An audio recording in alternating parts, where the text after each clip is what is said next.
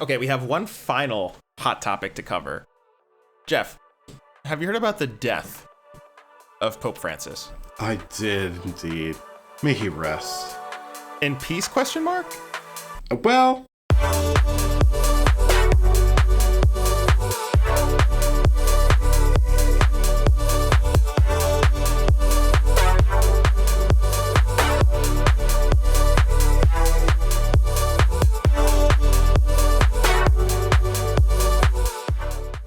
I suppose one could say that, but should one?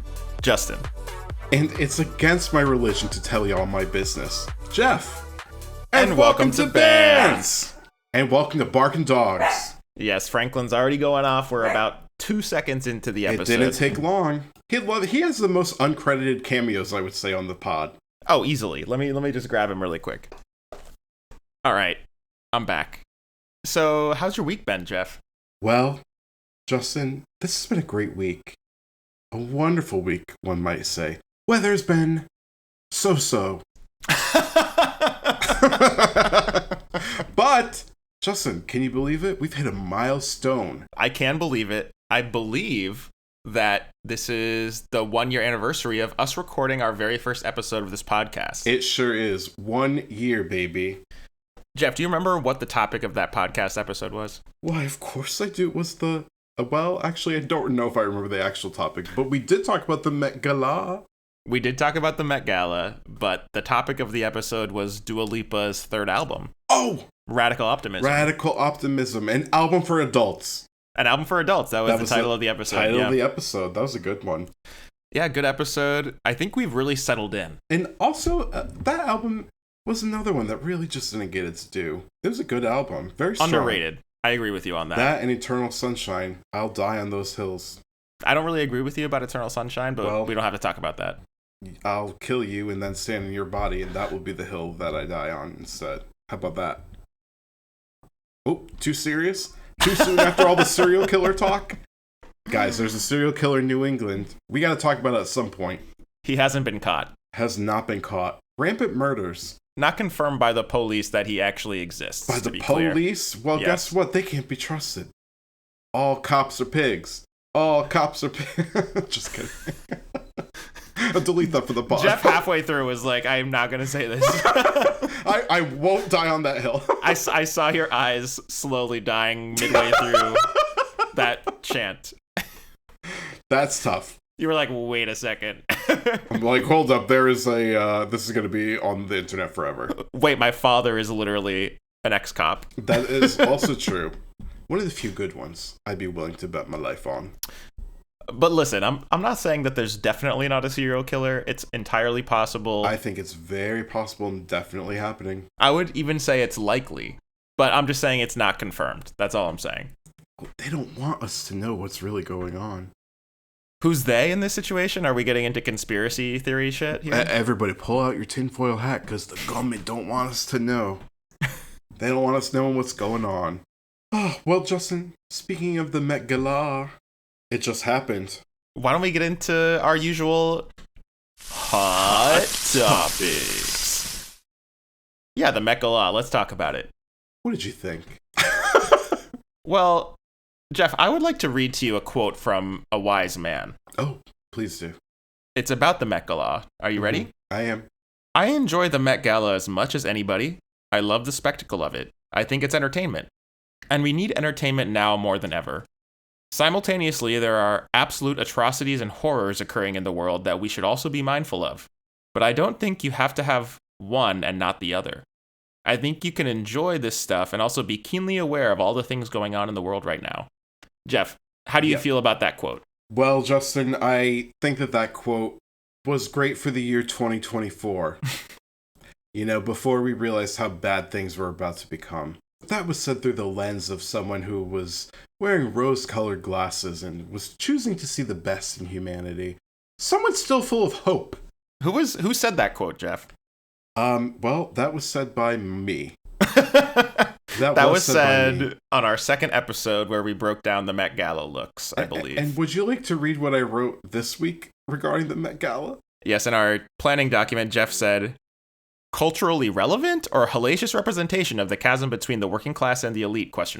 And I now pose the question to you, Justin. Is that more true than the previous statement? Uh, it is really interesting because the last time we talked about the Met Gala, the biggest like social, I guess, horrific scenario happening was the genocide in Gaza. And at this time, there were protests happening outside the Met Gala about Gaza. I think that I'm heartened to think back to that time and to think about the protests because I feel like today we're not hearing about protests. I think that unrest and like horrific shit has just been so normalized in today's world that like we're not hearing about the dichotomy between the protests and the Met Gala, right? We're just hearing about the Met Gala. And I think that like the goal line has shifted here. What we expect from people and from society and from celebrities has shifted so much from like, oh, this celebrity should be talking about Gaza more to like, is the celebrity being at all normal about what's happening in the world, or are they being an ostrich with their head in the sand? Yeah. Things have just changed a lot in the last year. I think that I like the spirit of what you said last year because I do think that it's still worthwhile. You know, I think we're both poptimists, meaning that pop culture and pop culture analysis is still worthwhile, even in dark times. Yeah. So I do think it's worth like analyzing pop culture events like the Met Gala, who's there, what they're wearing, what the theme is.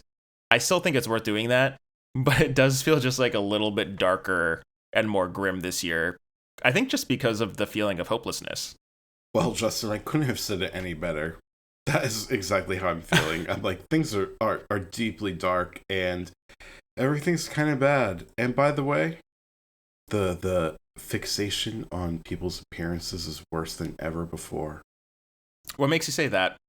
Well, I just feel like lately I've just been seeing all kinds of people online on the TikTok. Everybody's talking about getting absolutely pumped. For the gig? Pumped for the gig. Pumped for their regular 9 to 5, by the way. Everybody doing Ozempic, everybody getting fillers. It's tough out here. Well, let's not talk about people's appearance, but let's talk about what they were wearing at the gala. Do you want to do that? Is someone's what they're wearing not their appearance? I think there's like people's choices and what they decided to wear, and then people's bodies, which they have less of a choice in, less agency in, right? That is true to a certain extent. I would say the people on the red carpet here at this Met Gala, these attendees, they had a lot of choice over what their bodies look like. They got the money to make that choice happen. I do agree with that. I think that's a much more complicated discussion. It certainly is. But we're not here to do that. We're here to talk looks. We are. So fashion, baby. Hold on, let me ask you a quick question before we get into this. All right. What was the theme this year? Because we have a lot of thoughts about themes, like whether or not people are following the theme. What was the theme this year? And who was the, like, what is it called? The chairperson? The chairperson of the gala? Yes. Well, firstly, I'll start with the co-chairs of the event, which were A$AP Rocky, Louis Hamilton, I think it's Louis, Coleman Domingo. We love. And that's it. So the only person I care about is Coleman Domingo. Yeah, I mean, yeah, A$AP Rocky sucks. Don't you think? Listen, sucks is like a hard term for a gray world. I hate a lot more people than I hate A$AP Rocky, you know? He could be Kanye. He could be many other people. Do I like A$AP Rocky at this point? Yeah. No, I'm not a big fan. Do I hate his status as co-chair at the Met Gala? It's fine. It's fine. Yeah, I guess I don't care that much about that. But okay, so this is the theme this year was super fine tailoring black style. Or well, actually, that's the name of the that's the name of the exhibition? That's actually the name of the exhibition that's being put up in the Costume Institute, which is part of the Metropolitan Museum of Art. Okay. But the actual theme for the black carpet was called Tailored for You, a sartorial mood that is, quote, purposefully designed to provide guidance and invite creative interpretation. So I think a lot of the people decided to go for characteristics of black dandyism, which is sort of like the black people co-opted the British dandy look. Think like sun hats and like schoolboy uniform type things. Stuff with a great deal of flaneur.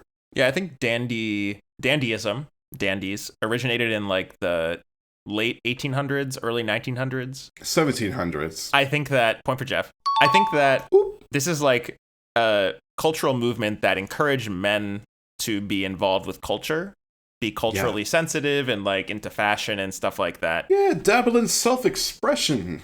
I do think it's interesting that we have a theme that seems to be so closely connected to masculinity in this time. All of the co-chairs are men this year. Well, Justin, men are back. Men are back, Justin. Famously, men are back for better or for worse. Mostly worse. I would say heavy on the worse. Yeah. But, yeah, well, I'm interested to see what you think about the gala's looks and whether people like were on theme, off theme, and whether you think the theme as a whole was like worthwhile. Successful or not. Right. Okay. I think that the theme is a cool one. I'm glad that even if it is like focused around like masculine expression, it is at least celebrating black men, black male culture. And that's true. So I think that that is a net positive. I think there are a lot of people who were great, really did a good job hitting the theme. My highlights are Rihanna, who I believe is pregnant with her third child. She is indeed pregnant. And it was announced at the Met Gala. Additionally, we have confirmation that Rihanna 9 is coming. We do. I didn't hear this. This is massive. This is massive. It actually is massive for the culture. Her appearance was massive for the culture because she really hasn't been in the public eye other than in A$AP Rocky's like ongoing court legal battles. Or, well, they're not ongoing anymore. Now they've, I think the case was dropped. And Rihanna is, maybe not so famously, voice acting in the Smurfs movie as Smurfette. Oh, boy. Were you aware of this? I think that you did tell me about this a while ago, and I chose to forget it because it sounds bad. It's unfortunate for Rihanna, but, you know, get the bag, I suppose. Girl, she doesn't need a bag. That's true. She is the bag. She has a bag. She's a billionaire. I would say arguably many bags. Multiple bags. I bet her closet is stocked full of bags, and those bags are stacked with cash. I think so. She did confirm in an interview on the red carpet at the Met Gala, it's recorded and everything, you can go see it for yourself, listeners dear, that she confirmed Rihanna 9 is coming, and the interviewer, who I can't remember what outlet they were with, it may have been Vogue actually, was asking if her pregnancy was going to delay her release. Ooh, that's kind of tough. It was a rather sexist comment, I thought, but it did come from a woman, so that was even more interesting and layered. I mean, women can be sexist. Women can be misogynistic, yeah. 100%. But Rihanna did say, I don't think it's going to delay anything, maybe a couple music videos, that's all. So, we have confirmation that this is going to be an actual album rollout with visuals in some capacity. Wow. I'm excited. I mean, how long has it been? Almost 10 years? I think it has been since, like, Rated R came out. No, Rated R wasn't the last. No, it was... What was her last album? It's the one with... she has a crown and there's, like, a red streak across her. Oh, that's what I'm thinking of. It's not Rated R. What was that one called, though? Anti, of course. Yes, Anti came out in 2016, so if it comes out this year, it'll be 9 years. And it came out January 2016. So fully at the start of that year. Yeah, almost a decade ago. I wouldn't be surprised if she waited until January 2026 for it to come out, just so it has like that iconic 10-year mark. Yeah. Because you know what's going to happen, Justin? Even 10 years later, she's going to that album will debut at number 1, and she's going to dominate the charts. Oh.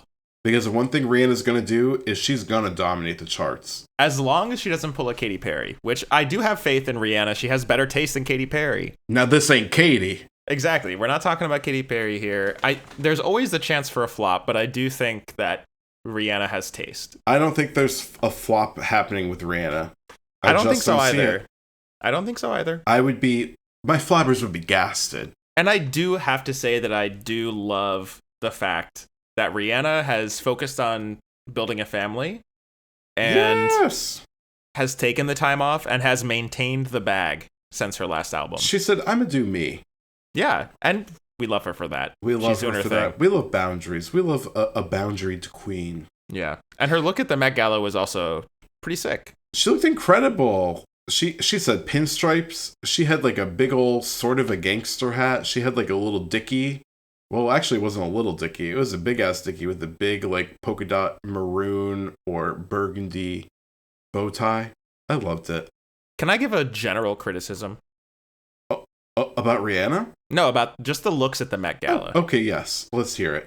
I think a lot of women saw the theme and they were just like, okay, I'll wear a suit. Okay. And a lot of them were not that good. Like, I think that name them. I don't really... I took a screenshot of all of the looks that I really liked, and I avoided the ones that I didn't like. So I don't want to name anybody, but what I'm saying is that a lot of the women at the Met Gala... I want you to name them. ...were wearing just, like, kind of men's suits. And I'm like, that's cool, but, like, we've been criticizing the men at the Met Gala for decades because all they wear are suits, and you're just doing the same thing. That being said, there were plenty of women who had, like, an inventive take on a men's suit, right? Like black dandyism. Indeed, and I would like to name a few of them now. Okay. I'd like to give a shout out to Ego Nwodim of SNL fame. Mm-hmm. She was wearing Christopher John Rogers, a beautiful suit with also stunning diamonds and a fun black feathered fascinator. She looked really great. It's like a little, it's like a crop suit jacket with like a very structured black tutu made out of like sateen material with pants. She looked excellent. We gotta give it up as always for our girl Zendaya, who was rocking a white suit and hat, giving Carmen Sandiego realness, like 1920s Carmen Sandiego. I think that, listen, her look was not as good as her last. I mean, she was the co-chair last year. I'll give her that. I think that her look this year was a little bit... The hat was sick. Love the hat. The rest of the look, fine. Justin, that suit is tailored for the gods. Look at that tailored. Waist. The literal theme was tailored. Everybody's suit was tailored. This is the Met Gala. Oh, no, they weren't. Oh, no, they weren't. Justin, you must not have taken a good look at this Vogue reel that I sent you. Jeff, I put the link for the Vogue slideshow in the document. Well, then you must not have taken a good look at that document, because there were a lot of people there who were not tailored, and I said, that's literally the theme. I'm going to say the men. Yeah, some of the men. Really disappointed, Justin. I'm not talking about the men. We're talking about the women here. All right, well, I wanted to talk about Anna Wintour, and you made me talk about other things, so let's talk about Anna Wintour. Did you see her outfit? I did. It is so lackluster. This girl is tired. This is what I'm saying. I just think that... She needs to take several seats. She needs to step aside. Anna Wintour is an icon. She will forever be that girl. But I really think that... I'm tired of seeing her in a floor-length sleeveless gown with a coat of some kind thrown over her shoulders and her same tired-ass bob. I think it's just made worse by the fact that this is a masculine-themed gala. And about dandyism, and she looks boring as fuck. Exactly. Like, dandyism is all about just, like, over-the-top, flamboyant Flamboyant. Flaneur. Yeah. Exactly. And so that was totally a bummer to see her, because it was just really not it. I have to say, I was surprised and saddened by Law Roach, who, an iconic stylist to the stars, including Zendaya, he looked a hot mess. Oof. He looked a hot mess. He looked like he went to Party City and he said, let me get an Elvis-inspired look. A look that would say 1950s rockabilly superstar. That's what it would be called at Party City, because, you know, they don't want to infringe on copyright. Can we talk about some of our pod faves? Some of the pop girlies that we've been talking about over the last year? Of course. Name them. Charlie. What was your thoughts on this look? Now you know I love Charlie. Yes. This look, I'm so sorry, was not it. She looked like Maleficent as a bird. She looked like Maleficent as a bird, and she was wearing bikini bottoms. You know I also love Charlie. That being said, I think that this was a classic example of what I'm talking about. She basically wore like a classic Charlie Brat outfit, and then just like added a suit jacket. and Yeah. was like, this is dandy now. I would have liked to see her stick to her DNA, like go with leather, go with like lace, go with feathers, go with a sheer moment, incorporate it into that. But I think it could have been done in a much better way. So that was a little bit disappointing to see. Next pop girly, Chapel.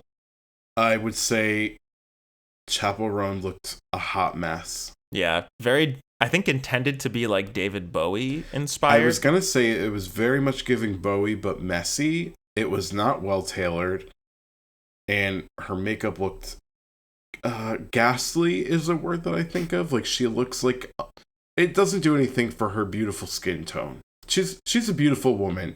This was just really not it, makeup wise, hair wise, outfit wise. I'm really saddened to say that I thought that she was gonna kill it, and she really missed the mark this time. Okay, and the final pop girly Okay. of our list, Sabrina Carpenter. Okay, well, Sabrina Carpenter looked like she was giving The Greatest Showman, but make it Chippendales. Damn, I kind of, okay, of the three, this is my favorite look. Of all the girls here, she would be the one. Exactly. That is sad that you think that, because you're very wrong.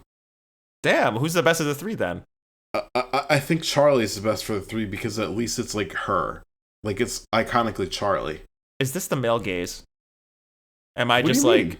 is this just Sabrina? Oh, because she looks hot, you mean? Yeah, exactly. Because she's showing a lot of skin? She's showing off the legs. I think so. I think the hair is too big and distracting from the outfit. That's a bad color for her. Now, Sabrina Carpenter, I do believe that she is a summer. And she's given like a deep autumn with this like chocolatey brown or maroon. It's hard to tell from the photos, but it may be like a very deep red with a lot of brown in it, or it might just be brown. I think it's brown. Hard to say. Yeah. But it is certainly not a color that is great for her skin tone, her eyes, and she also really used too much self tanner. And the knees are a dead giveaway. You gotta mind the knees. That's tough. In a little bit of defense of Sabrina Carpenter, Oh God. I think that this did manage to bring in the dandyism element in Did that it? it incorporates the suit jacket in a way that doesn't feel like I just threw this on at the last second. It seems like it was incorporated into the outfit, and she also has these really interesting trains that come from the back of the suit jacket. Interesting at all. She like basically like cropped a men's morning suit jacket and then extended the trains and said, "Let's make it like chocolate brown." At least she did something to it, you know? She did something. It just didn't work. We need to talk about other pod fave pop girly Doechii. Because I think she Doechii slayed. Looked great. Okay, good. I agree with you on loved this her one. hair. I loved her afro. I love her prop work with the cigar. I love her big ass literal bow tie. I also think she was maybe one of the only women who actually did like true gender bending. Yes. Like, I think that this look is very obviously pulling on like Italian mob strings. Yeah. You know what I mean? And I think that, I mean, the fro, incredible. It looks so good. I think she love just it. really killed it here. Doechii is like the next Beyonce. She And can't I don't think lose. people are ready for that conversation, but she really is. No shade to Beyonce, but I think that Doechii's fully on the hip hop train more than Beyonce was. Like, Beyonce's more pop, 100%. R&B. I mean, Doechii's hasn't been seen before. I don't think we've seen a female rapper of this caliber before. Like, in terms of like pop culture, I mean, obviously we have had many great female rappers in the past. Of course. But I just mean in terms of pop culture relevance. Yeah. Being able to capture pop culture and still be like a true hip hop artist. I don't think we've seen anything like Doechii before. I actually agree with you. I think you're right. I want to also just mention quickly Lauryn Hill. She was wearing custom Stella McCartney. She looked incredible. Speaking of hip hop royalty. Yeah, exactly. I thought it was also so cunty that in addition to a well-tailored suit that was a great color for her, a beautiful pale canary yellow with a huge sculptural cape, she also had an assistant walking around carrying a very cunty yellow matching parasol. Hell yeah. I love it. That is fucking dandy. Oh my God, do you remember that guy who used to follow around? You'll have to bleep his name. There was this guy named like Farnsworth Bentley in like the early 2000s who was like protege and assistant. He embodies male dandyism. And I believe that he was friends or at least inspired Andre 3000 during the, what was it called? Future Love Below? You're mixing up I think you're thinking of the Justin Timberlake album Future Sex Love Sounds, which is a different thing. Yeah, but what was the other one? Speakerbox. Speakerbox with all the Below. X's / Love Below. That dual album from Outkast. Right. I do believe that Andre 3000 was heavily inspired. And I did see Andre 3000 on the red carpet, and he looked amazing, wearing a gigantic fake piano. Yeah, you know what? Andre 3000, we've talked shit about him, his flute album. I think that this look was good. I think it was great. I loved it. Even great, yeah. I loved it.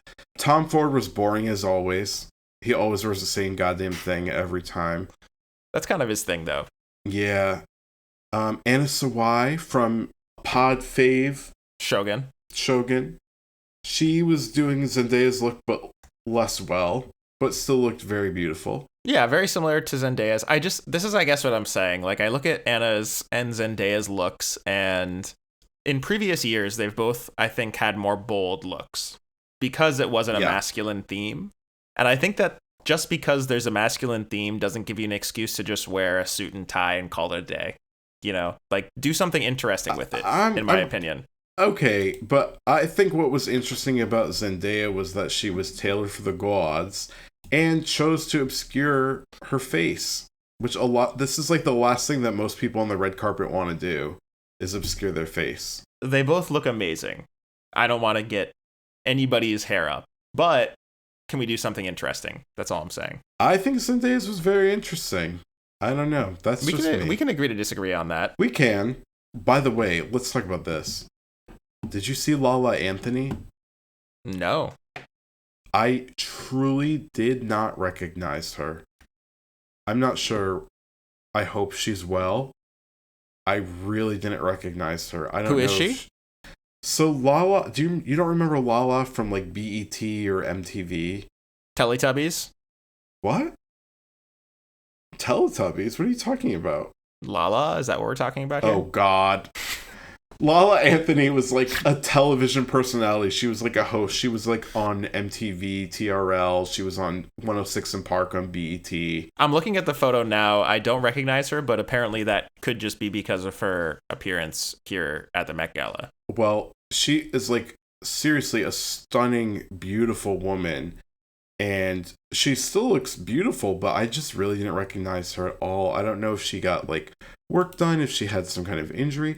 It could honestly just be like natural aging. Who knows? I just didn't recognize her. I thought it was very interesting. Oh yeah, she does look very different. I'm just looking at some older pictures of her. Yeah. Yeah. And I don't know. I don't think it's natural aging, but I do want to hold space for the fact that some women are choosing to age naturally, which I love. And by the way, speaking of aging naturally, we gotta talk about Pamela Anderson. Did you see her on the red carpet? I didn't, no. She looked amazing. We never talked about The Last Showgirl, which was just a little bit outside of Oscar consideration. Did you see it? Never watched it. I would have if it was nominated for more Oscars, but unfortunately it wasn't. I mean, we're all rooting for Pamela Anderson, I think, you know? I love Pamela Anderson. Yeah. I always thought she was treated very poorly. Yeah, I agree. By the way, I don't know who Lewis Hamilton is, but he hot. Do you know him? He's one of the co-chairs, isn't he? He is one of the co-chairs, but I don't know what he's famous for. Homegirl looked like he was in high school marching band. Listen, this is what I'm talking about. This look, Lewis Hamilton. Uh-huh. He's wearing a suit, right? Yes. He did something interesting with it. Let me name specifically what. Please do. I'd love to hear. The hat. That LL Cool J kind of hat. LL Cool J ass hat. Very cool. He has, it looks like some kind of brooch on the hat. That's an addition. Brooch? Something on the hat. There's a gold item of some kind on the hat. Mama, that's called a brooch. A brooch, sorry. Okay. How dare I confuse a brooch and a brooch? My bad. I don't even know what a brooch is, so how dare you indeed. Editor Justin here. I went down a little wormhole trying to figure this one out. So Geoff and I are both thinking of the same word here, which is spelled Brooch. By I, this would be pronounced brooch, and I have rarely, if ever, said this word out loud before, so that's how I pronounced it. Geoff is using the original pronunciation, brooch. Apparently this pronunciation is because the word used to be spelled B-R-O-A-C-H in Middle English and only recently changed. This pronunciation still dominates in British English, but in American English, more and more people are using brooch due to the spelling. So in short, we're both right, points for both of us, and let's get back to the pod. He also has a very large pin on the very large lapel of his suit jacket. The lapel is enormous, and I love it. I love it. See, this is what I'm talking about. Mm-hmm. This is messing with male fashion. That's dandy. That's dandyism. That is like something extreme, very flamboyant. As opposed to a lot of the women who I think just were like, I can just do a suit and call it a day. Wow, Justin. This is sounding very misogynistic. Sounds like all your observations are coming from the male gaze. G-A-Z-E, importantly. Very important distinction. Well, I want to talk about a woman who I think did embody dandyism, though. Okay, tell me. Tiana Taylor. Did you see her on the red carpet? Tiana Taylor looked great. Loved it. Outrageous. Talk about over-the-top suit behavior. Mm-hmm. She's got an incredible super thin red cane. I can't even describe the accoutrement that accompany her suit jacket. The shoulder pads are comic book superhero level. You know what I'm talking about? Like, she looks great and really leaned into the theme. I think she's might be the best dressed and the most on theme. Okay. All right. Now we heard that. I really did enjoy her outfit a lot. I want to talk about one person who I don't know who she is. I've heard her name, but I don't know her. But her outfit, 10 out of 10. I have 0 notes. Jodie Turner-Smith, who is wearing custom Burberry. I'm kind of surprised. I think I recognize that name. I recognize the name too. And I recognize her face, but I don't know who she is. You know, she's one of those people who I've like seen before for sure. But she is wearing this absolutely gorgeous, huge, deep red, I would say blood red, leather jacket that has this beautiful like detailing on the shoulders. It's like mini shoulder pads. It's like giving very like 1800s vibes, like Oliver Twist style. I was gonna say Willy Wonka. Yeah, it is giving like Willy Wonka, but in like a very good way. I believe her hat looks like it could be crocodile. I can't tell for sure. But it's like turned to the side. It's like a mix between a fascinator and like a hat that the Mad Hatter might have worn in Alice in Wonderland.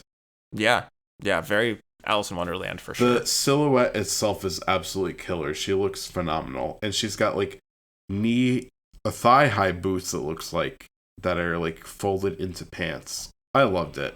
I thought she looked incredible. The tailoring is insane. She is an actress who's been in shows like Sex Education. Apparently, she portrayed God. Oh, okay. That's where I know her from. I knew I'd seen her face. Yeah, she's beautiful. She really is stunning. Anybody else that we want to touch on really quickly, because we have been on Met Gala for a minute. Oh, yeah. Really quickly, I'm going to say Bad Bunny looked so hot. Loved it. I also want to say I love Swizz Beatz and Alicia Keys. I thought they were very cute. It wasn't like a 10 out of 10 for me, but they were very on theme, and I just love them. I think they're a nice power couple. Mm-hmm. I also want to say Nicole Kidman looked crazy and said some crazy shit on the carpet too. As she should. As she should. I forget what she said exactly, but she was like something about like black dandyism is putting a period on it. Oh my God. And she's I trying. don't know what that meant. She is trying. She was really trying, and she did miss the mark. I do also want to say Maluma looked very sexy, but his outfit was weird and ill-proportioned. All right. Couple of outstanding outfits from me. Yes. Let's hear them. Jenna Ortega. Okay, I knew you were going to say her. Very much not on theme, but looking very good. Reminding me of Chappell Roan's, was it her VMA outfit where she was wearing like her suit of armor? Reminding me a little bit of that. Yeah. I gotta say the cast of Atlanta was showing up at the Met Gala. Brian Tyree Henry looking fantastic. I don't think I saw him. Lakeith Stanfield also looking incredible. Oh yeah, she looked great. Lakeith is a man, but look great. You might be thinking of Zazie Beetz, who I don't think was at the Met Gala. Okay, well, And then one last shout out for unexpected attendee, Sarah Snook of Succession fame. I didn't see her. She is currently blowing up Broadway. She's doing a one-man show about Oscar Wilde, which is apparently Tony frontrunner. So look out for Sarah Snook at the Tonys. She looked great. Oh my god, she did look great. I love that. Good for Sarah Snook. I love to see an actor who's portrayed an iconic character do more. You know? Yeah. So often they get pigeonholed. Like the whole cast of Game of Thrones. Rest in peace to Game of Thrones. R.I.P. indeed. That show started with a bang and ended on a quiet fizzle. Speaking of rest in peace to Madonna's record of the biggest concert of all time. Let's give it up for Lady Gaga. Lady as Gaga, usual. who has broken Madonna's record of biggest concert by throwing a similar concert at the exact same place in Rio in Brazil. This just happened last weekend. Geoff, did you see some photos or videos of this? I surely did. Let me start by saying there is no fan like a Brazilian fan. Shout out Brazil. Shout out Brazil. We welcome your fandom if you would like to listen to bands. Viva la Brasilia. Nope, that's not Portuguese. You're not really attracting the Brazilians here, Geoff. Nope. Obrigado. That's Brazilian. That's Brazilian Portuguese. Sure. Well, it is. You don't have to say sure because it is. But the Brazilian fans, they're just really doing the most always, and I love them for it. They really are. These people were camped out on the beach on La Copacabana for fucking 2 days to see Lady Gaga. My God. 2.3 million people. Can you imagine performing a show live where right there in front of you there are 2.3 million people watching? That's so many people. That's like an unfathomable number of people. Isn't that like the population of Washington, D.C.? Probably more than the population of Washington, D.C. That's like almost the population of the entire state of Connecticut. That's crazy. I thought there was 3 million people in D.C., but I could be very wrong. There's 600,000 people. Okay, damn. In Washington, D.C. That's nearly 4 times the population of Washington, D.C. There's 1.5 million people who live in Philadelphia. Damn. Literally 1.5 times the population of Philly. That is so crazy to think about. That really is so crazy. Unfathomable. All there to see Lady Gaga. She Yeah. gave a great performance by all accounts. The fans were incredible. The energy was electric. I cannot imagine the traffic. I can't imagine the traffic, Justin. We thought Coachella was bad. Let me ask you a question. Yeah. Does Brazil have good public transportation? I think they do in Rio de Janeiro. I do believe they got subways. Could be a game changer. I know that they have trams. And I do know that they have hang gliders. Maybe people went up to the statue of Jesus and they decided to hang glide over the concert to watch. Who's to say? I don't know Brazil. I don't know their rules. Anything could have happened. Speaking of concerts and shows, we got to talk about Katy Perry's tour. I'm curious to hear what you think about this, The Geoff. Lifetime tour. Mm-hmm. Well, I gotta say, if I got a ticket to that show and watched it, I'd say I want my money back. Because the choreography is not hitting. I have a bit of a different not hitting opinion than you on this. Well, let's hear it. Here's what I'll say. Let's hear it. Katy Perry is currently on an absolute cold streak. Like, she is being hated in the pop culture sphere, maybe more than anybody, Almost maybe as outside much of as Drake. President.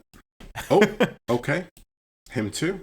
When you are in that status as a pop star, it's very easy for people to post TikTok videos and for unflattering videos to be promoted in that environment, right? Because those types of things are going to invite more interaction. I mean, even with Taylor Swift, right?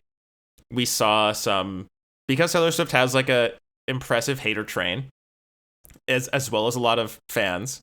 We saw a lot of the more embarrassing photos from the Eras Tour or videos from the Eras Tour being amplified during that period, right? There were some awkward ones there were also a lot of like fan culture ones. You know what I mean? I think that Katy Perry, regardless of the quality of her last album, I think both of us agree it was pretty bad.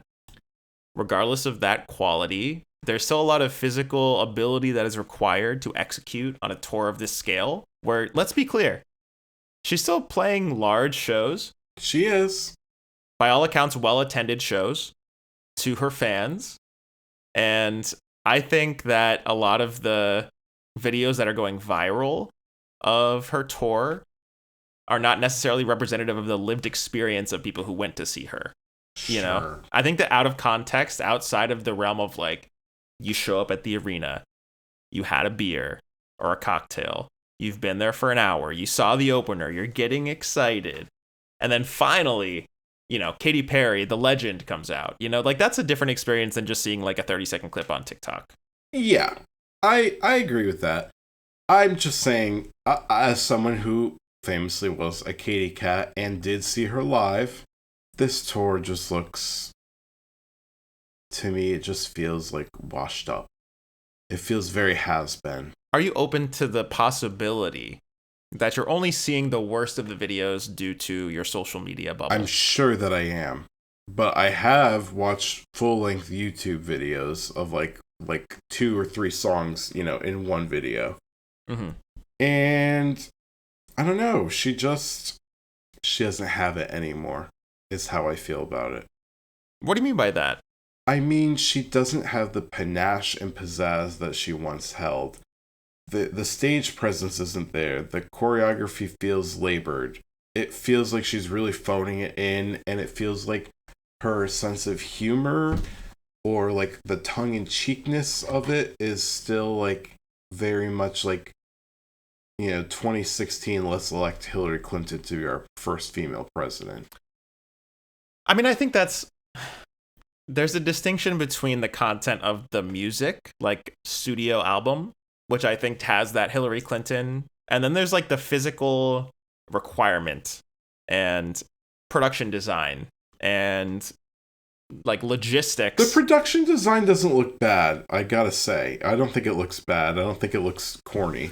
But it just feels like the persona that she created feels very dated now. And it feels like she's trying to force it still. And it's like, girl, you can evolve. And I really think that that's Katy Perry's biggest downfall, is that she has not evolved. She has never really had to reinvent herself because she was so successful at a time where like the persona, I should say, that she created was like very befitting of the time and of like the public's palate. I don't think that she ever has had to, not even have to. I don't think she's ever said, I want to evolve, I want to grow, I want to change. Like, she still kind of does the same things. Like, even the way she performs is very similar to how it was back then. And when you look at other artists, like Madonna's a perfect example. She's an artist who always kept people guessing, who, like, if you looked at her when she burst onto the scene in the 80s and you looked at her in, like, the 90s, like, especially the mid to late 90s, you'd be like, this can't be the same person. Different sound, totally different look, different, like, kind of persona in the media. It's really interesting because I think this is going to sound like a crazy parallel, but I'm thinking about your opinion on SNL. Okay. Your opinion on SNL is like, listen, it might not be as funny as it once was, but like the actual act of doing the show is so impressive that like I'm still riveted watching it week to week. Yes, right? But I also said, which I don't think you agreed with, is that SNL continues to evolve and they try new things and they do weird shit. And like sometimes it's great and it's like a viral hit, and sometimes it's like it doesn't really work, but they're at least trying new things. That's arguable, but I think that the same argument that you have I don't think it's towards... arguable. I think it's accurate, but you don't watch the show, so how could you really have a good idea of that? I feel like I see the best of the show, like what bubbles up. Yeah, and I have but to what say bubbles that... up is not necessarily the best, nor is it certainly not an indication of how they're trying new things and innovating. Okay, well, just put yourself in the position of me as a SNL skeptic, the same way that you are currently a Katy skeptic, right? I think that the actual like technical ability to put on a show like this, it's not like she's like drunk, falling over, not able to do the physical abilities that somebody like a Taylor Swift is doing on the Eras tour can do, right? Like, she's executing on this show that is clearly like, there's a lot of choreography going on, there's a lot of production design going on, there's like harnesses, there's stunts, there's multiple outfits, right? I think that she is executing on that. Is the underlying content good enough for you?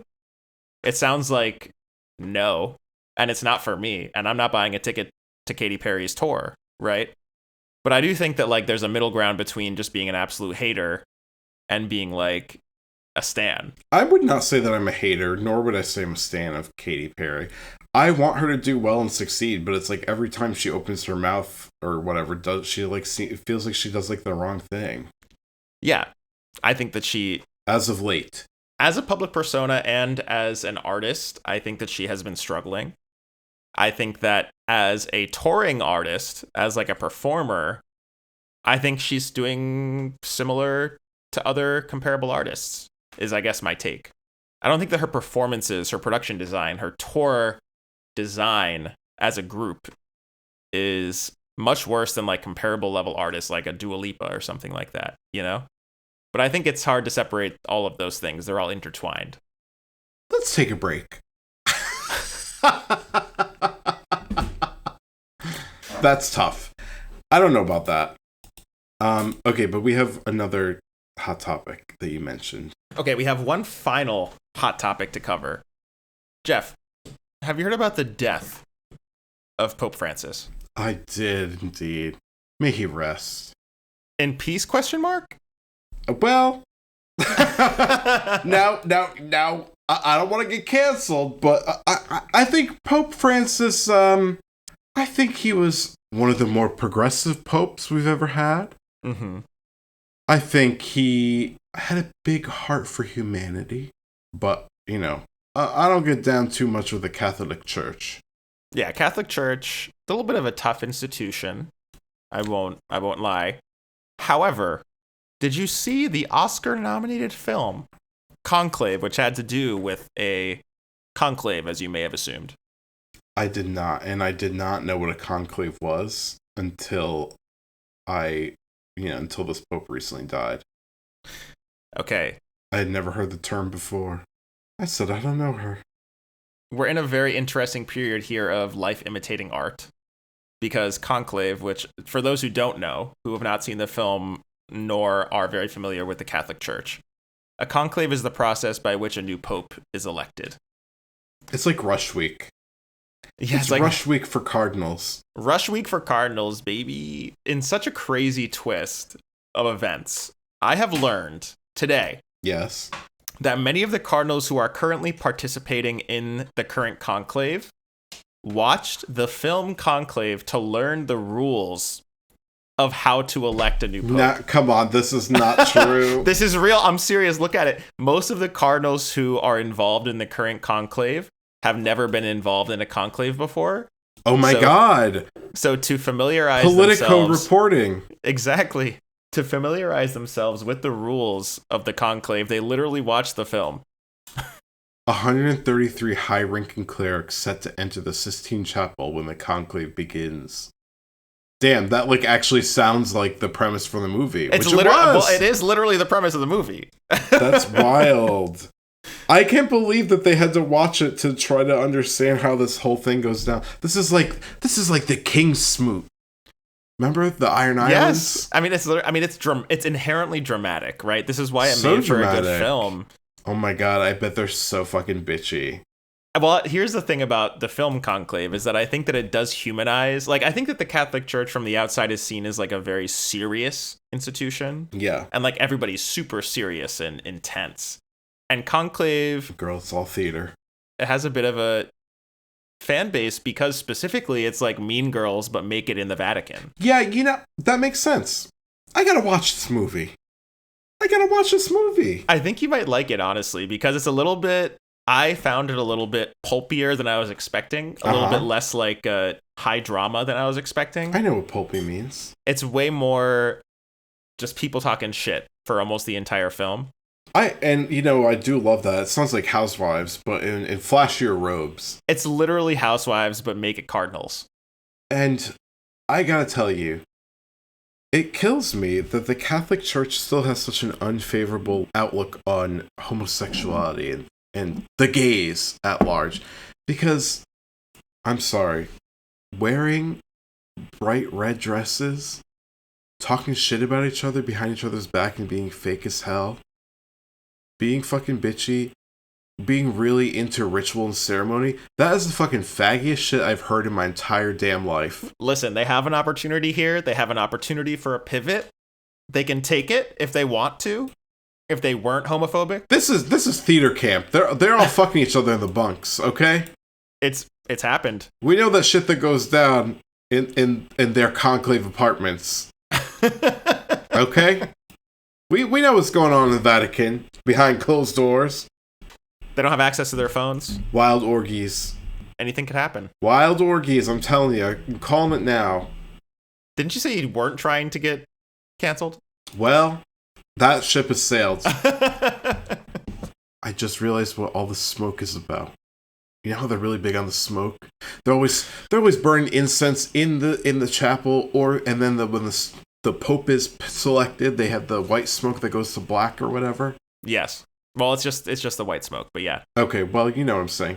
They're really into that. I think it's all a big ruse to cover up the smell of sex and doo-doo that fills up the Sistine Chapel, because they're all doing butt stuff. You think they're fucking and pooping? They're doing butt stuff, Justin. They have a little downstairs accident. Oh, okay. A little backdoor mix-up, if you will. Oh. They're churning it out. They're churning the stuff out just like they churn out a new pope. I think that's what's going on. I'd be remiss if I didn't mention that the day after recording, a new pope was elected by the conclave, and it was the first ever American pope, as you likely know. His birth name is Robert Francis Prevost, and his papal name is Leo XIV. He's from Chicago. Shout out Chi-Town. Let's get back to the pod. Well, Geoff, why don't we turn out a main topic for this episode, because we have been wide-ranging. We always are. I mean, why should today be any different? And we love to be. We're talking cardinal orgies. We do have to focus, I believe, on a TikTok download, because, Geoff, you're an expert and I'm a noob. You are a noob, and I'm going to school you. So stay tuned, listeners. Let's take a quick break and we'll be right back.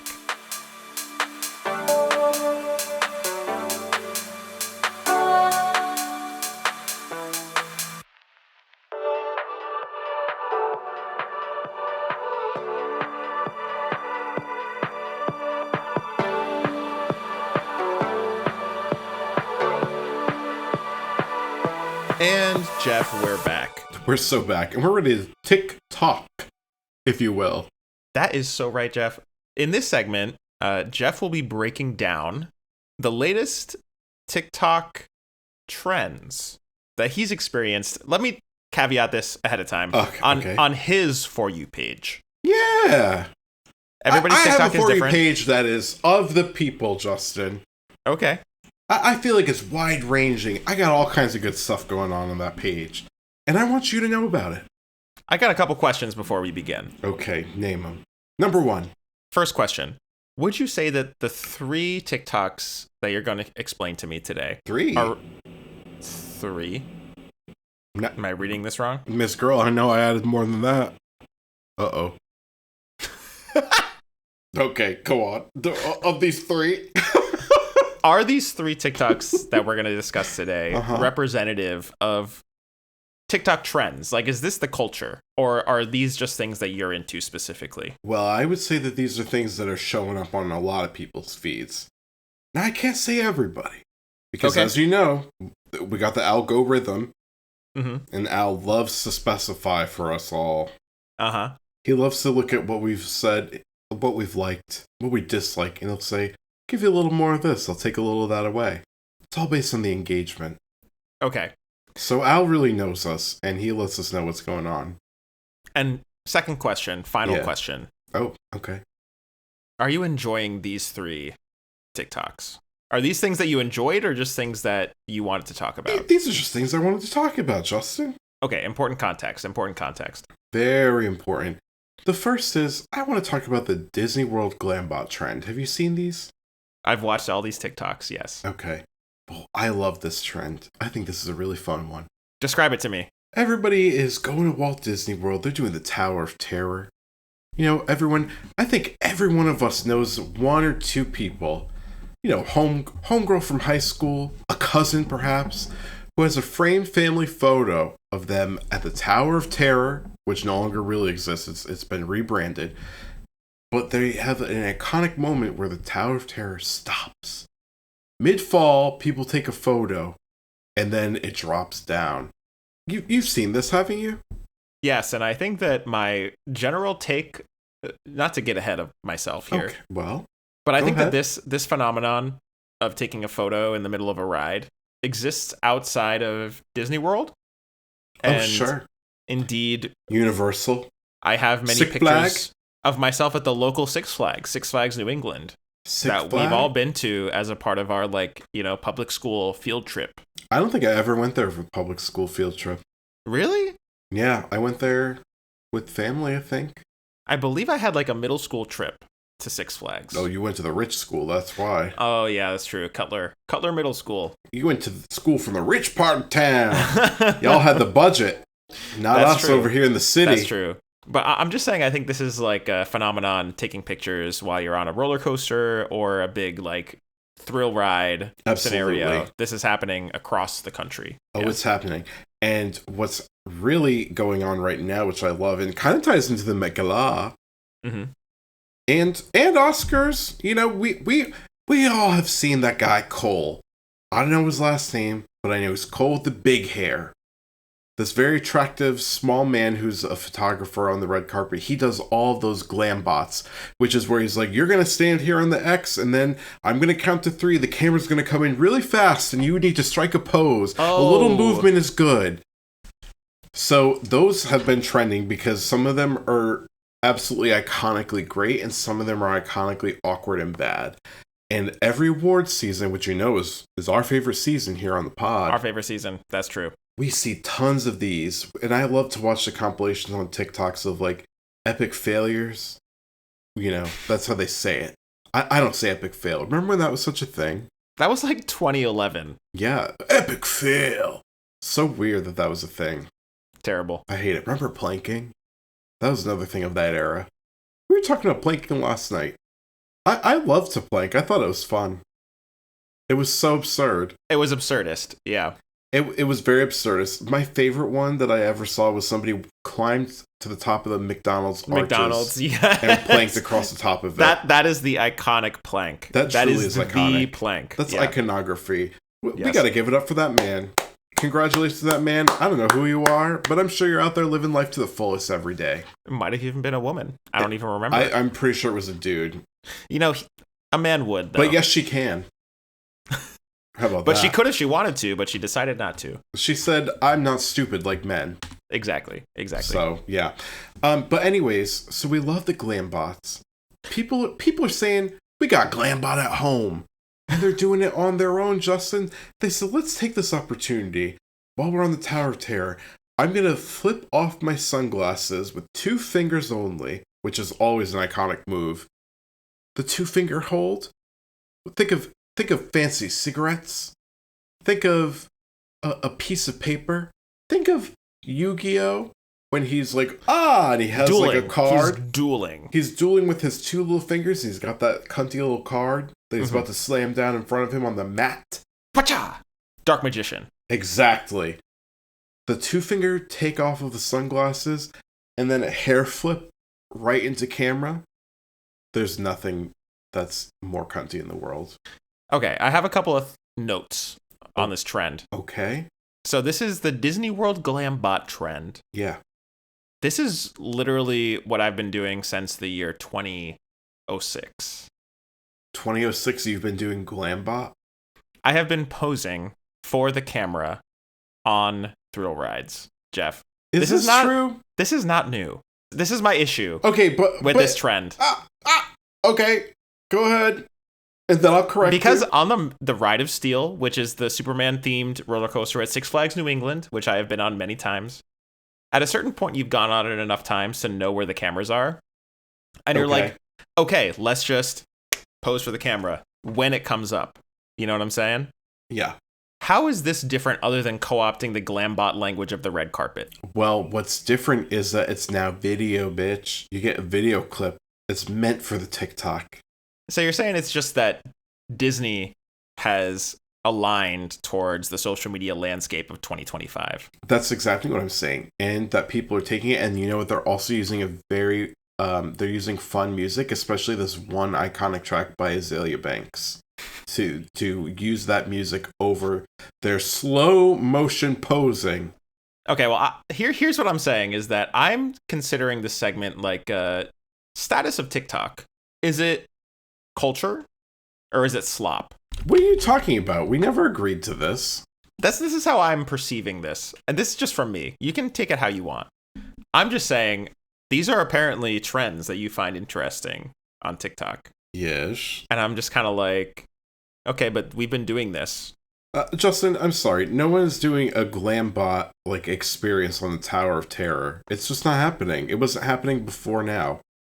Like, what makes it glambot is the fun music and the slow motion video of it all.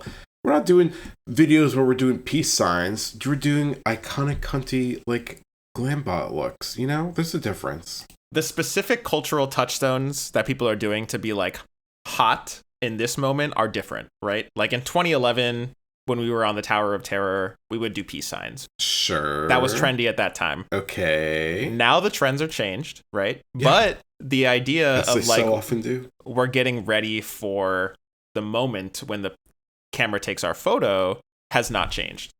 Like, that is, I would say, a timeless experience.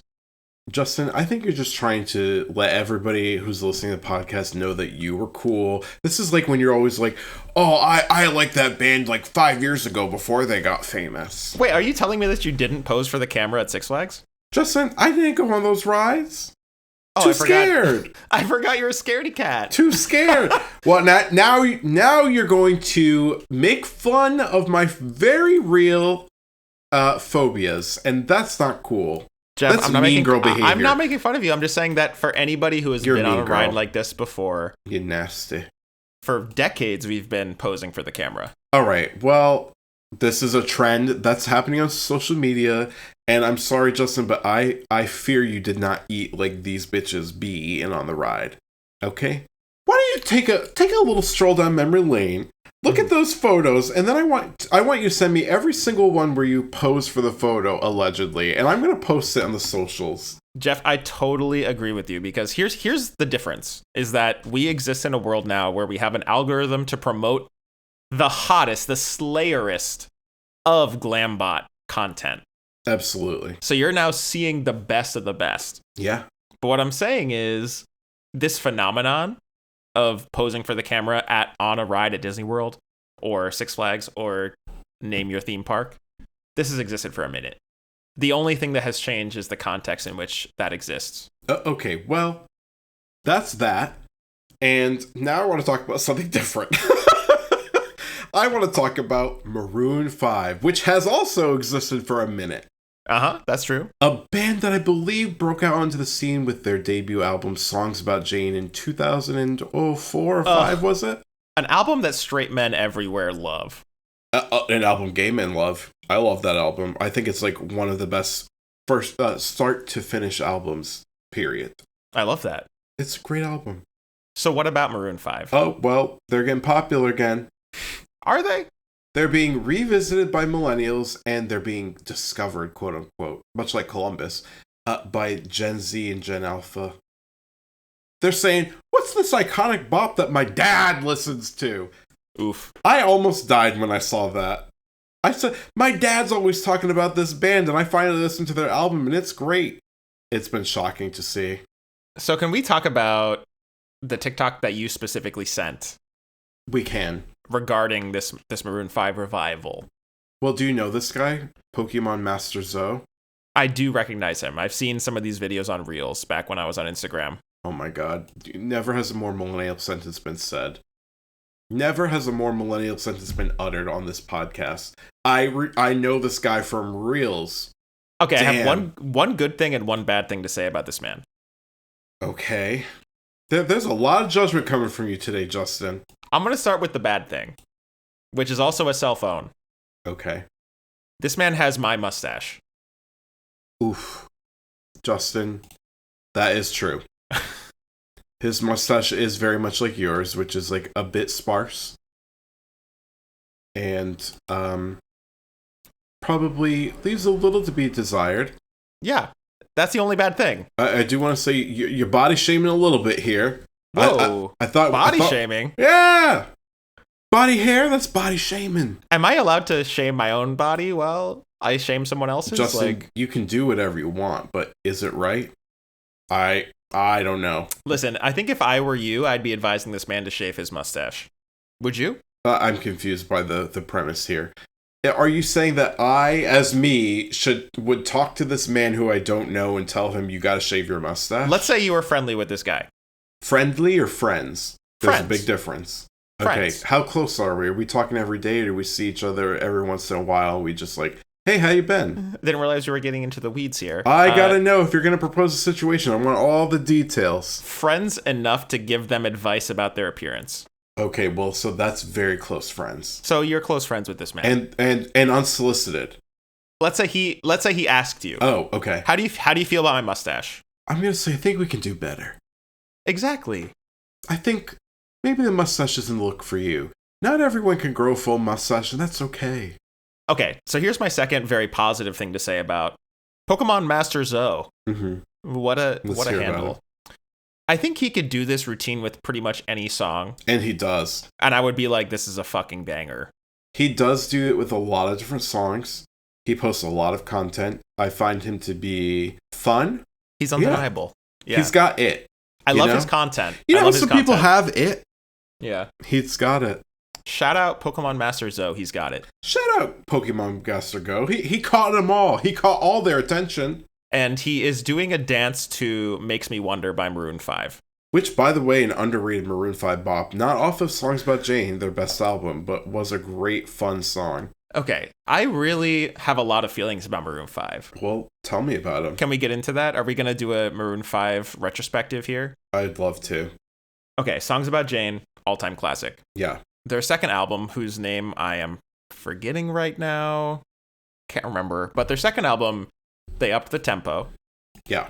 They went really into, I think, disco adjacent stuff. Definitely. Still a good album, not as good as Songs About Jane. Oh, I don't think you can get better than. Yeah, agree. Wait, by the way, do you know that Maroon 5 has been active as a band since 1994? Yeah, I used to be a big fan. I had the Songs About Jane CD. Wow. Yeah. Okay. I'm an OG. Okay. See, you're doing the thing again. Maroon 5 is not a niche band. And in fact, I'm about to talk a lot of shit. 2002 is when that album came out. Damn. Yeah, it's a banger. I mean, Sunday Morning, an all-timer. Oh, love Sunday Morning. What I will say is that I think Maroon 5 was, in some ways, the archetypical, like, genre doesn't exist anymore band of the early 2010s. Okay, that's an interesting take. I think that they went really into dance. Moves Like Jagger is God. a very, like, disco dance fusion thing. What about that thing? Christina Aguilera came on the song Mad as Hell. They had features, right? Like they loved it. They had this era where they were just having features from like Wiz Khalifa for no reason, or like Kendrick Lamar for no reason. Oh, the reason was they wanted to broaden their appeal. Yeah, and that was, I would say, a huge weakness of 2010s pop. Totally. Yeah, people who had no business being together, nothing in common musically, were collaborating just because their record label's like, well, they're your label mate. Make something happen. Exactly. Very yeah, I think inorganic. it's really inorganic. I mean, it's genre mashing without it being interesting. Instead of like the best of each genre being present in the music, it was way more, let's just like put everything in a blender and bring everything down to the lowest common denominator so that everybody possible can enjoy this music. Yeah. I think about like Payphone featuring Wiz Khalifa. Absolute garbage. Like, terrible song. That's a tough one. Oh, by the way, their second album was called It Won't Be Soon Before Long. Yeah, a good album, I would say. But even then, they were trending towards this genre mashing phenomenon. Yeah. I think they were moving towards like disco and dance music as a band, whereas I think at least in their first album they were still very much a rock band, even though they tended towards funk and pop sounds, music. Yeah, I agree with you. I think the worst thing that ever happened in Maroon 5 was Adam Levine dyeing his hair blonde. I think that really was a downfall for the band. This is a hard turn. It was, as Harry Styles says, a sign of the times. Hard turn from your opinion on blonde hair from last episode. Well, because you pulled it off well. It just wasn't Miss Levine's look in conjunction with all the other slop, to use your phrase, that was going on. It just really didn't work. It was a harbinger of, I would say, nightmarish music. Yeah, it really makes me sad because I think that the promise of Songs About Jane was so clear, right? Yeah. Like, I think that album is one of the greats, and It Won't Be Soon Before Long and even Hands All Over were like tolerable, and then they got really garbage, like AI before AI type slop, Yes, exactly. I would say that era of like pop music mashup culture and like label meet feature culture was like the AI of our current times. Proto AI. And that's really tough. Yeah, and that it's mostly just like we want to find something that's appealable or appealing to everyone. To everyone. And by virtue, it's for no one. Exactly. Ugh. It's really tough, yeah. Yeah, we can't talk about AI, though. But makes me wonder. Truly still a banger. Still a great album. Bop. Still a bop. Do you know that they've sold over 120 million records? Doesn't surprise me. That's a lot. One of the best-selling musical acts of all time. They're the avatar of the rock music world, I feel like. Oh my god, that's so accurate. Like, huge sales, absolutely but no bad. Cultural footprint. Yeah. A lot of sales, but bad. A lot of eyeballs and earballs listening to those. Or ear holes. Yeah. And I gotta say, like, I love that people are rediscovering that music. Mm-hmm. I think it's great. I, myself, have gone back and discovered old music and really enjoyed myself. Yeah. I do worry when it comes to TikTok and kind of like recycle culture of like, let's go back and revisit this older pop culture that Zoomers and Gen Alphas don't have their own culture to be a part of, Well, I wonder about that sometimes, but then I'm also like, I'm sure that people thought that about us when we were wearing like the embroidered and patched flared jeans. They were like, well, this is all stuff I wore in the 70s. Like, I remember my parents saying stuff like that to us. But I think like when it comes to artists, right? Yeah. Even the biggest artists of our, like the stuff that we talk about on the pod as millennials, right? Mm-hmm. Like we are still very in tune. Well, I'm a Gen Z, but yeah. Oh, sorry, of course. I feel like we still talk about, the biggest pop stars of our time, millennials are still into. Charlie XCX, a millennial, right? Also a Gen Z fave. Yeah, that's what I'm saying. And they're discovering Party For You, which came out 5 years ago. Yeah. We've got Sabrina Carpenter, who musically, good pop music, but like she's not doing anything innovative, crazy with it, I just feel like when we were kids, we had boy bands and girl bands, Spice Girls, Destiny's Backstreet Boys. Child. These were like relatively novel things, and the old people were scared of novelty, not of us not having a separate identity. You know what I mean? Were they? I don't know if they were. I mean, I think there are elements of it that were novel, like the having to all be able to sing, all be able to dance, also all have to be like beautiful. And also like the sexual aspect of things. Sure. I think that like sex being a point of anxiety for parents in the late 90s, early 2000s was a huge thing. That's true. But I was going to say, because like boy bands did exist before Backstreet, not in the same way, but like family bands. The Beatles, the Monkees, things Partridge like that. Family. Sure.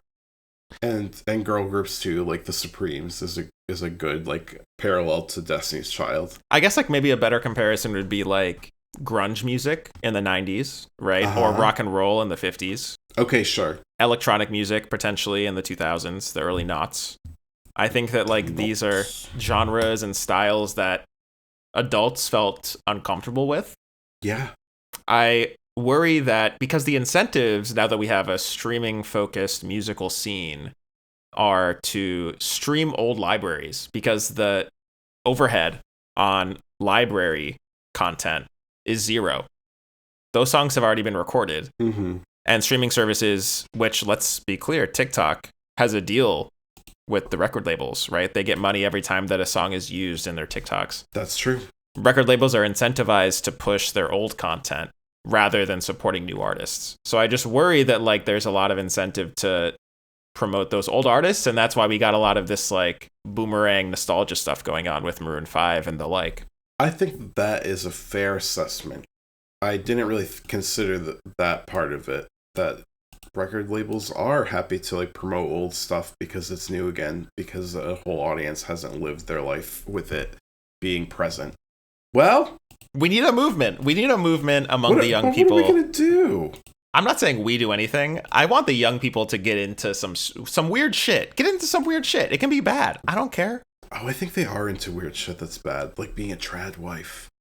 Oh, that's not weird shit. That's regressive. Weird. Justin, that's weird shit. To quote George W. Bush, that's some weird shit. It is weird, but it's regressive. That is like conservatism at its core, right? It's like going back to old forms of things. I want it's like these people have never heard of the Dark Ages. That didn't work out so well the first time. They just said, let's do our old ways.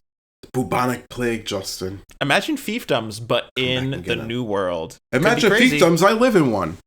What are you talking about? I have a landlord. I'm a peasant working here, toiling in the fields.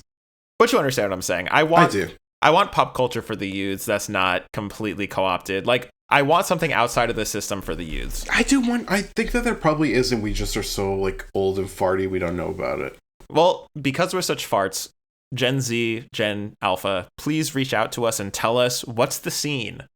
Tell us a scene. I would love to get into it and comment on it. I'd love to know. Yeah. Okay. I want to talk about this, which I'm sad about. Final TikTok. This is the final TikTok that I put on here. I did mean to put like 2 other ones on here that were just like trending recently. Okay. There's this very sweet, adorable girl cheetah named Chris who lives in the Cincinnati Zoo. But they make this poor girl do this whole show. They have like a whole rigmarole they make her use. There's like people seated behind glass watching this cheetah do this show where she's basically just like, demonstrating her immense power and speed, in front of an audience. And this poor baby, my sweet baby Chris the cheetah, she got hurt while she was doing her show. She was doing a big zoom, and her back legs like kind of gave out. Looks like she partially paralyzed herself. I don't like it.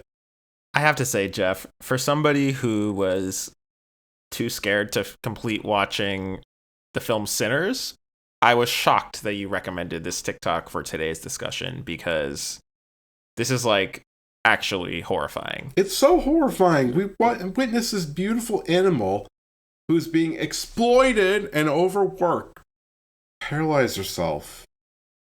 She had a slip while she's running. Slip a disc.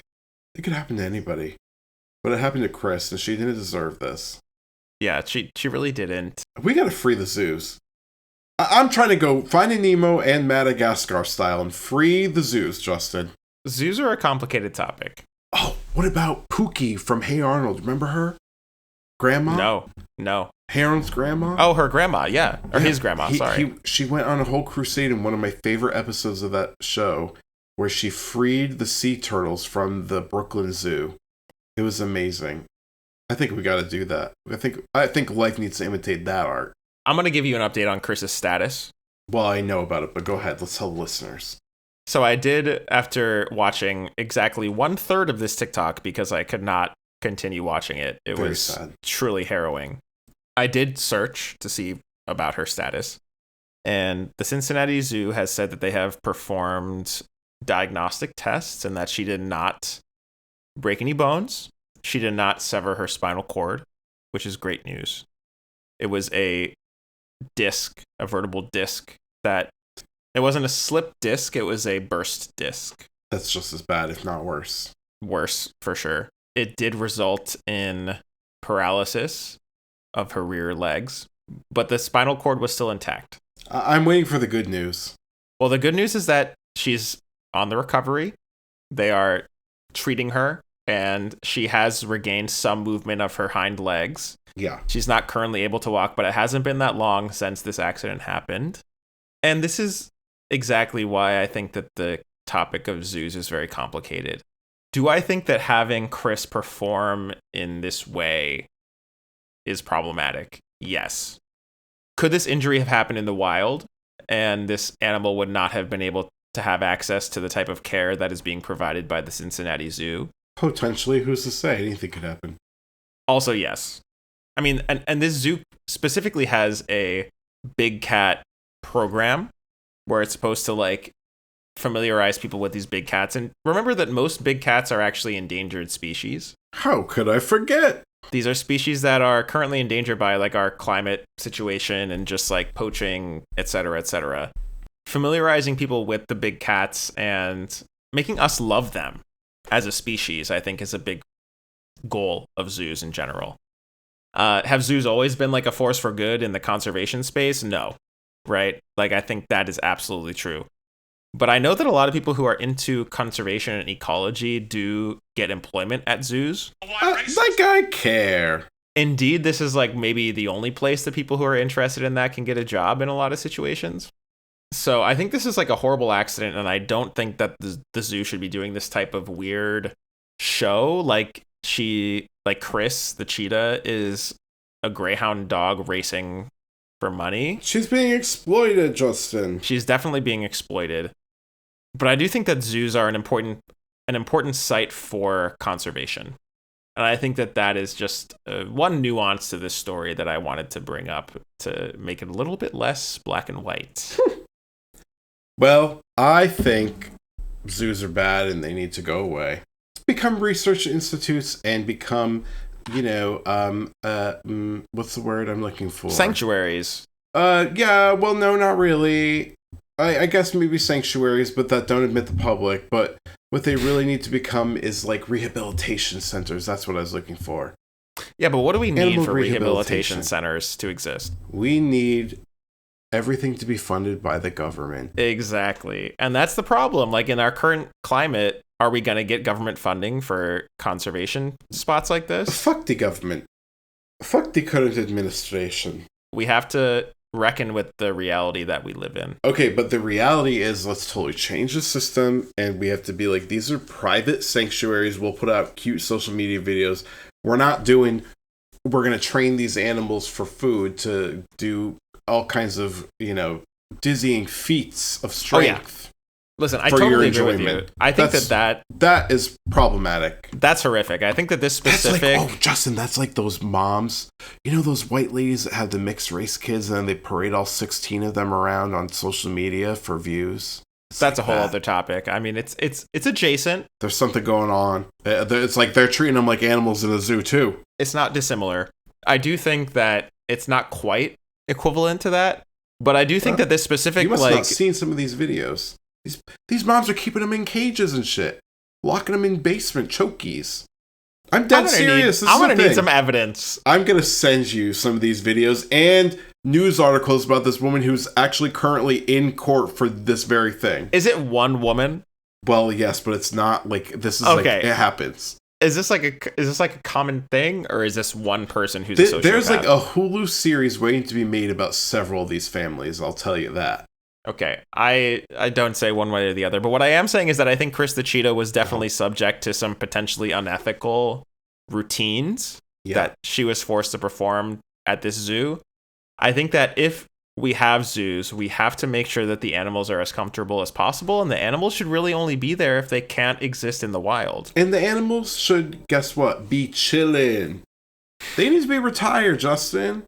I agree. Retire those animals. Let them laze about in the sun, basking. Make them as happy as they can be, and that includes not forcing them to perform for an audience. Yeah. I don't like that at all. I want to say one more thing. Mm-hmm. I also want to talk about one more TikTok, which I did send to you, but was not on our list, and I know you watched it.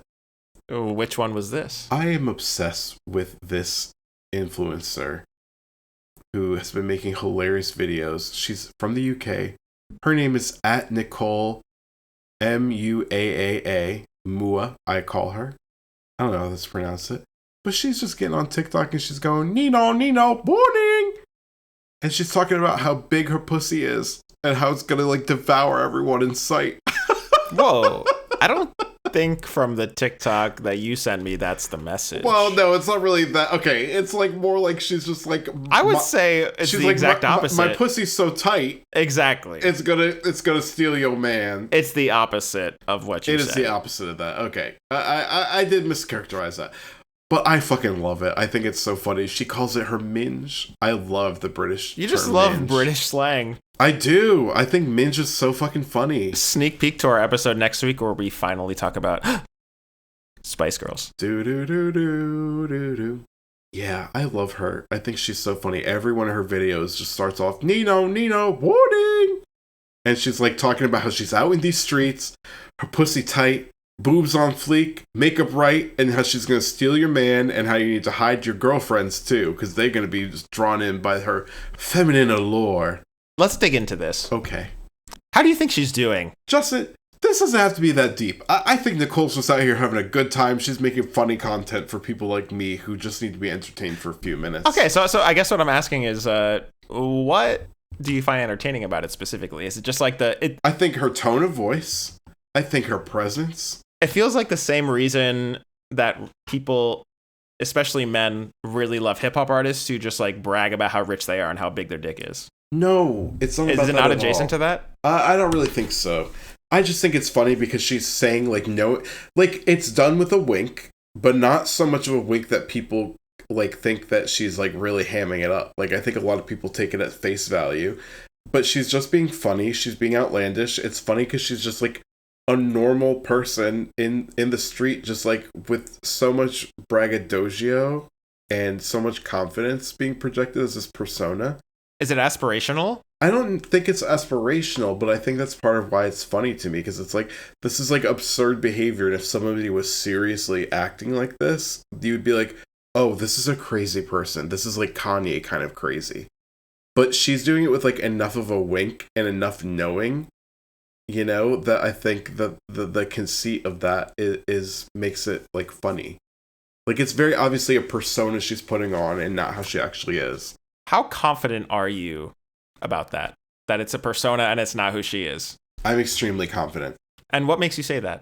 Because, well, what makes you think that it's not? Well, have you experienced any other content that's outside of that persona that would make you think, oh, she has a life that's external from this? Well, I'm just seeing like her, like when you read it through her bio and stuff and you read her comments, like you can tell she's doing it like with a wink as this character. It's very much like Liam Kyle Sullivan, who played Kelly Shoes. Oh. Of Shoes fame. Well, there was a lot of artifice there that I think is not there in the TikTok that you sent me with this woman. I think that it's very clear that was an act. The Shoes video is very obviously... Justin, can you just say, oh, okay, that's fun, and just move on? I just think that for a podcast... Why do we have to analyze everything? Because for a podcast to be like, oh, this person exists, that's cool. Is that content? Justin, we're getting a divorce. Or should we analyze? We're getting a divorce. I think things have run its course. Shoes, I'm just saying there's a lot of editing going on. There's a lot of intentionality. I remembered the actual thing I wanted to say before this that had to do with zoos. I remember this now. Okay, sure. I gotta tell you, I don't know if I think I told you about this, maybe. There is this one person who shan't be named that I went on a date with. And talked to for a while. One singular date was enough for me to be like, I don't think this is a thing. Okay. And this person is a zoo employee, an animal trainer. Mm-hmm. And this person, maybe it's just him, but I feel like I've seen glimpses of this in other people who I know tangentially or friends of friends who I've seen who like post on their social media. But this person posts a lot of weird content, like has like almost like a, what's the phrase? It's not relationship, a parasocial relationship with these animals that he trains. I guess it's not para because he actually does have a relationship, but there's like a weird amount of like emotional depth that this person goes into. Yeah, but like with like true sincerity and just being like, I love spending time with you, or every day I spend with you is a gift, and it's just like a photo of this like dolphin that doesn't really give a shit about him, but is just happy that he's being fed. I feel like that is not necessarily aligned with the problems with zoos as a whole. I don't think it is either. I'm just saying I think it's a weird little anecdote that I wanted to share. And I just follow him so that I can hate watch his weird posts about how close he is with these animals. I think that man needs therapy. It feels that way to me. And needs human connection. I did think that he was a little bit lonely when I met up with him for our date. And I was like, okay, like, you seem like a nice guy, but it seems like there's a lot going on here. And I do feel like that doesn't necessarily connect with our conversation about the ethics of zoos. It certainly doesn't. Yeah. I just wanted to share. Is that okay? Is that allowed? Am I allowed to have fun on this podcast anymore? Because I can't tell. It's allowed, and also you've had a lot of fucked up first dates. I really have. Sometime we got to do a show just about the weird first dates I have. I gotta say, I'm not missing TikTok based on these 3. What about the 4th? Still no. Justin, I think TikTok is mostly slop based on these 3. The girls who get it. And the girls who don't. The girls who don't gornt. And you certainly gornt. I think I get it and I don't want it. I'm getting you a shirt that says gornt. Okay. On it. I gornt. On the back it'll say, I get it, but I don't want it. It won't say that. It will just say, I gornt. No, well, we still have a lot of time to workshop the merch, so. We have a lot of time, but I will ultimately be the one designing and ordering it. So I think, we can. I think we know that the ball rests in my court. We can talk about this off mic. I don't think there's anything further to discuss, and I don't think there's anything further to say about this topic of TikTok. I agree, Geoff, and let's take a quick break, and then we'll come back with what's good.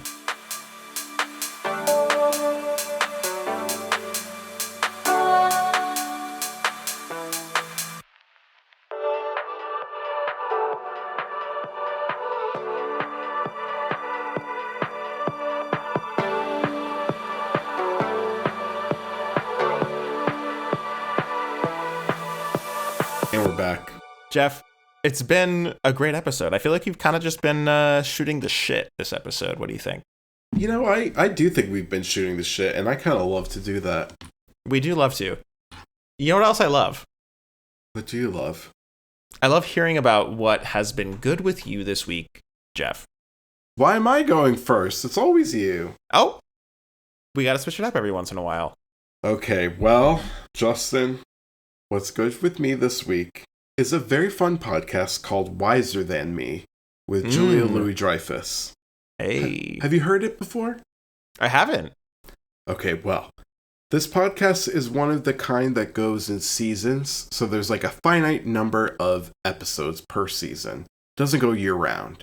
Okay. But there are 3 seasons out currently, and basically the premise of this podcast is Julia Louis-Dreyfus decided she wanted to talk to women who were older and wiser than her, and just basically do interesting interviews with them, where she asked them about their philosophy on femininity, on feminism, on the current state of the world, on advice that they would give to their younger selves, advice they would give to women who are interested in carving out careers in whatever niche the interviewee has been involved in. And I'm just going to give you a couple of names of some of the very influential and I would say very wise women who she has interviewed. There's Carol Burnett, comedy icon. Bonnie Raitt, musical icon, and one of my personal faves. We've talked about her on the pod a few times. We have. Nancy Pelosi. Melissa McCarthy. Patti LaBelle. Ina Garten, pod fave, specifically for me. Catherine O'Hara, pod fave for both of us. And Julie Andrews. Julie Andrews, hello, trolley people. So, anyways, the podcast is a lot of fun. It's usually about an hour and 10 minutes long, sometimes less. And it's just a really fun kind of low-key, humorous interview. It's the perfect kind of podcast to listen to while you're doing something else that doesn't require like a ton of thought. Like if you're doing busy work, if you're gardening out in your yard, if you're just on like a hot girl walk. Like it's a fun, uplifting podcast. It's a little bit of positivity. It's a little ray of sunshine in your day to help you get through the dark times. So I've really been enjoying it. Oh, and a really fun part of the pod is at the end of every episode, Julia recaps the conversation she had with these wise women with her mom, who is also an older wise woman. And it's really fun to hear her mom, who's just like, her mom doesn't really know a lot about pop culture at all, and also seems totally unfazed by her daughter's like enormous fame, and is just like, "Oh, that sounds nice, sweetheart. I'm glad you had a nice convo." And like that's kind of all her mom ever says, and I think it's just very cute and wholesome. That sounds great. I think that Julia Louis-Dreyfus is like one of our living legends, right? She's Absolutely. incredible. I also think it's very rare that we see older women in the spotlight in pop culture. I think that Totally. when we do, it tends to be women who are like conventionally attractive in their old age and not always people who are not. So I think that like broadening that umbrella and like inviting people in is such a great idea and opportunity. But I have to ask you, who do you think of those women that I just said is unattractive in her old age? Please let me know. I said conventionally attractive. Oh, if you who remember. do you think is unconventionally attractive in that photo? In that group Photo? of people? Tell me. I want to know. I think that every woman that you mentioned is attractive. And I also think that women shouldn't be judged solely by their attractiveness. Damn it, you just ended my joke before it began. Damn And I also think that we should be bringing in all forms of femininity and not just people who are like considered by Hollywood to be like marketable, you know? I agree. And it sounds like that's what Julia Louis-Dreyfus is trying to do with this podcast, and I really love that. So I'll have to give it a look. It's a good one. It's produced by Lemonada Media, and you can listen to wherever you listen to your podcasts. But Justin, I've talked a lot this episode. My mouth dry. My mouth dry. And now I need to know from you. I'd like you to get your tongue wagging and tell me what's good with you this week. Well, I do love to wag my tongue, and I would love to talk about a song, which is from a supergroup, I would say, of producers. Supergroup is maybe a subjective term. What about Superfruit? Also subjective. But this is a supergroup, and it's a group of DJs, most notable of whom is Casbo, who's one of my favorite producers. You've mentioned him in the pod. Of all time. He hasn't been doing much on the solo side in the last few years, but he has joined with fellow DJs DJ Carpenter, Killin, and Sane, and he's formed a supergroup called Nocta Servo, which means night service in Esperanto, which I think is very appropriate for a club music collective of DJs. I'm so sorry. What is Esperanto? Esperanto. Well, Geoff, it's a language. And where does this language hail from? What part of the world? Oh, listeners dear, the silence you're hearing now is Justin feverishly looking it up, and you can see the beads of sweat forming on his forehead because he doesn't know. I don't know about beads, but Esperanto is actually a international auxiliary language. I read this from Wikipedia. I don't know what that means. It means that it was invented. Well, aren't all languages invented? No, I think that some are organically grown. I would say most, if not all, are organically grown. This one was invented to be an international language to bridge multiple cultures. Okay. I don't know. They probably just looked for languages to translate night service into, and they were like, Nocta Servo sounds good, you know? Yeah. Yeah, so it's from this group called Nocta Servo, and the song is called Forever Sane. Sane is Swedish, I can tell you that, and it means true. So the literal translation is forever true. Casbo is a Swedish DJ. Can't speak for the others, not as familiar with the other members of the collective, but this song feels like an Eric Prydz song on the level of like Piano or like an Avicii song. It feels like Would an you say it's iconic an epic song? It does come from that era. It does come from that like early 20-teens or late noughts era of like progressive house music. I don't have a ton to say other than it really sounds like I've heard it before in a positive way. Okay. It sounds like a song from that era. It sounds like an anthemic, like festival house song. That's fun. But it is a little bit tooled for today's environment. It's like 3 minutes long, which is half as long as like those old Eric Prydz songs, which are like 6 or 7 minutes long. It has a vocal sample on the level of like Levels from Avicii, which is very simple. It's repetitive. Can you sing it? I'm not going to sing it. You know that. But I will play a clip for those listening.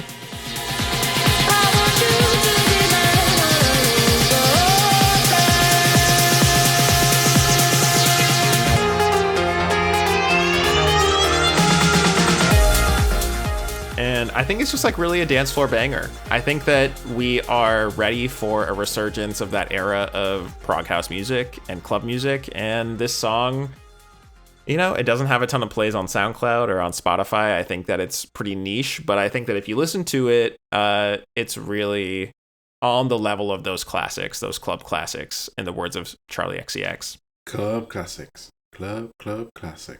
I recommend you listen to it. It's called Forever Sane by Nocta Servo. Wow, Justin. We did it. 1 year in, still going strong? Question mark? I'd say so. I don't know. I was ready to divorce your ass a few minutes ago. This time and many times prior. That's true. That is nothing new. Yeah.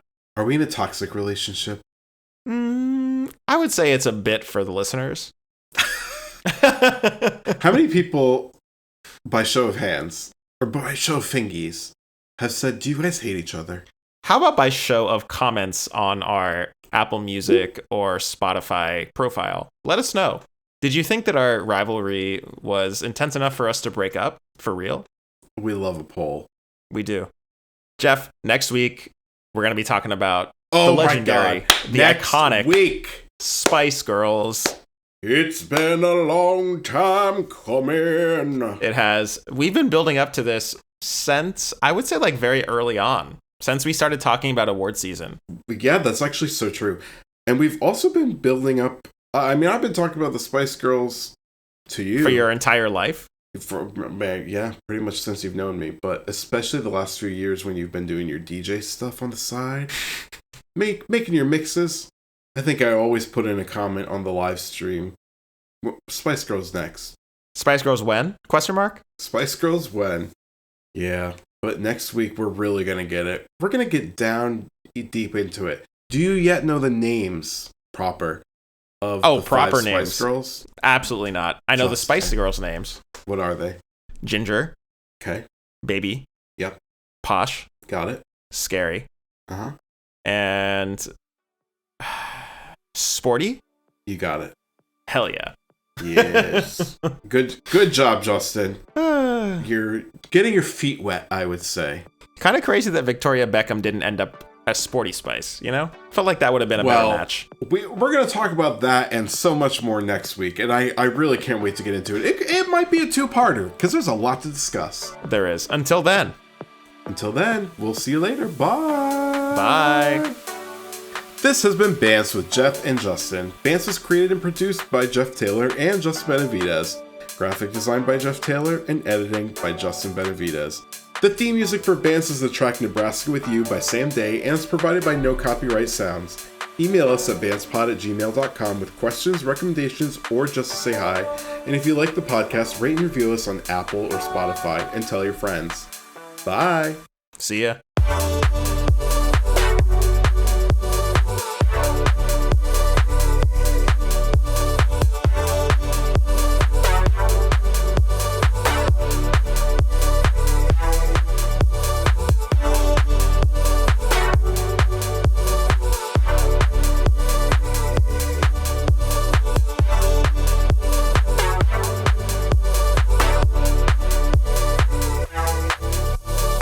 Oh, easily. Let me just grab him really quick. Okay, you grab him. And while you do that, I will give the listeners a little bit of entertainment in the form of a little chanson. I'll take the high road and you'll take the low road, and I'll get to Scotland before ye. All right, I'm back. You missed nothing. I was definitely not singing. I'm sure.